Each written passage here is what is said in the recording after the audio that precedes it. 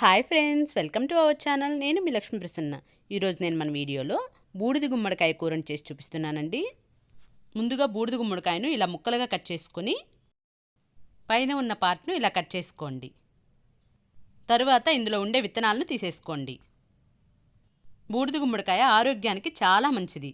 బూడిద గుమ్మడికాయలో vitamin A, C మరియు బీటా క్యారోటిన్ ఎక్కువగా ఉంటుంది. ఇవి కంటి చూపుకు, చర్మ ఆరోగ్యానికి మరియు ఇమ్యూన్ సిస్టమ్ను మెరుగుపరచడంలో సహాయపడతాయి. ఇలా విత్తనాలు తీసేసుకున్న తర్వాత పైన ఉండే చెక్కును తీసేసుకోండి. బూడిద గుమ్మడికాయలో ద్రవాలు ఎక్కువగా ఉండడం వల్ల శరీరంలో వేడిని తగ్గించడానికి సహాయపడుతుంది. తర్వాత ఇలా ముక్కలుగా కట్ చేసి తీసుకోండి. బూడిద గుమ్మడికాయలో తక్కువ క్యాలరీలు ఉండడం వల్ల వెయిట్ లాస్ అవ్వడానికి కూడా సహాయపడుతుంది. మీరు కూర క్వాంటిటీ ఎంత కావాలనుకుంటే అన్ని ముక్కలు కట్ చేసి తీసుకోండి. నేను ఈ బౌల్కి కట్ చేసి తీసుకున్నాను. తర్వాత స్టవ్ పై ప్యాన్ పెట్టి ఆయిల్ని వేసుకోండి. ఆయిల్ వేడిన తర్వాత జీలకర్ర, ఆవాలు, ఎండుమిర్చిని వేసుకోండి. ఇవి వేగిన తర్వాత 7-8 వెల్లుల్లిని ఇలా కచ్చాపచ్చాగా దంచి ఇందులో వేసుకుని వేయించుకోండి. తర్వాత ఇందులోకి చిన్న చిన్న ముక్కలుగా కట్ చేసిన 2 ఉల్లిపాయలను, స్లైసెస్గా కట్ చేసిన 4 పచ్చిమిర్చిని వేసుకోండి. ఇప్పుడు ఈ ఉల్లిపాయ, పచ్చిమిర్చిని వేయించుకుందాం. ఉల్లిపాయ కొద్దిగా వేగిన తర్వాత కచ్చాపచ్చాగా దంచిన అల్లాన్ని 1 టీ స్పూన్ వేసుకోండి.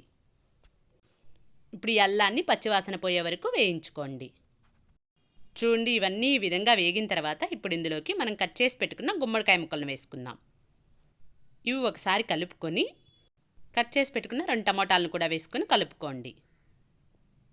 ఇప్పుడు వీటిని 2 నిమిషాల పాటు కలుపుకుంటూ వేయించుకోండి. తర్వాత ఇందులోకి 1/2 టీ స్పూన్ పసుపును వేసుకోండి. ఇదంతా బాగా కలుపుకొని దీనిపై మూత పెట్టి టమాటా ముక్కలు సాఫ్ట్గా అయ్యేంత వరకు మగ్గించుకోండి. మధ్య మధ్యలో మూత తీసి కలుపుకుంటూ మగ్గించుకోండి. చూడండి, టమాటా ముక్కలు ఇలా సాఫ్ట్గా అయిన తర్వాత ఇప్పుడు ఇందులోకి రుచికి సరిపడా కల్లుప్పును వేసుకొని కలుపుకోండి. ఇప్పుడు ఇందులోకి నీళ్ళను వేసుకొని కూరను ఉడికించుకుందాం. అవసరమైనన్ని వాటర్ని వేసుకొని గుమ్మడికాయ ముక్క ఉడికేంత వరకు మూత పెట్టి ఉడికించుకోండి. మధ్య మధ్యలో మూత తీసి కలుపుకుంటూ చూసుకుంటూ ఉడికించుకోండి. చూడండి, మనకి గుమ్మడికాయ ముక్క ఉడికిపోయింది.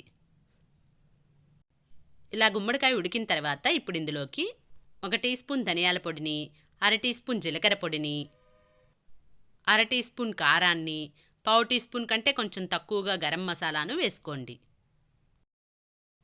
ఇప్పుడు వీటన్నిటిని కూడా బాగా కలుపుకొని మంటను లో ఫ్లేమ్లో ఉంచి మూత పెట్టి మరో 2-3 నిమిషాలు ఉడికించుకోండి. 2-3 నిమిషాలు ఇలా ఉడికించుకున్న తర్వాత ఇప్పుడు ఇందులోకి చివరగా కొత్తిమీరను వేసుకోండి.